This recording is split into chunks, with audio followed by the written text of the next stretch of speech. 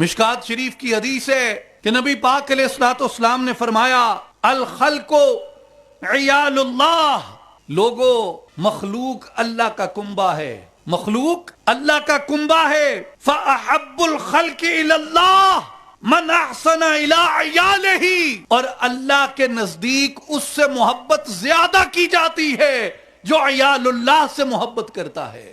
اللہ کے نزدیک اس کا درجہ بڑھ جاتا ہے، اللہ تبارک و تعالیٰ کی بارگاہ میں اس سے محبت بڑھ جاتی ہے جو اللہ کی مخلوق پہ رحم کرتا ہے، اللہ کی مخلوق پہ مہربان ہو جاتا ہے۔